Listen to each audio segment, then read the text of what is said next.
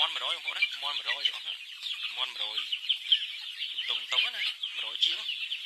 បាទអត់មាននេះពិបាកទេបងប្អូនណាស្រួលងាយបាទកុំអោយតែមន់ឈឺនេះពិបាកតែពេលមន់ឈឺទេបងប្អូនបាទសុខភាពល្អអញ្ចឹងគឺស្រួលហើយឲ្យតែចំណីហើយយើងធ្វើការបាទអត់ពិបាកទេសម្រាប់បងប្អូនដែលមានដីមានអីទៅកុំទុកចោលបងប្អូនយើងចិញ្ចឹមវាទៅមន់ទីអីទៀតធំតិចទៅពងបានបាទអញ្ចឹងវាជួយយើងមួយផ្នែកតូចដែរវាមិនបានជួយច្រើនទេគាត់ថាវាមួយផ្នែកតូចកុំវាប្រសើរជាងយើងទុកដីចោលបាទយើងឆ្លៀតទៅលឹមឡើង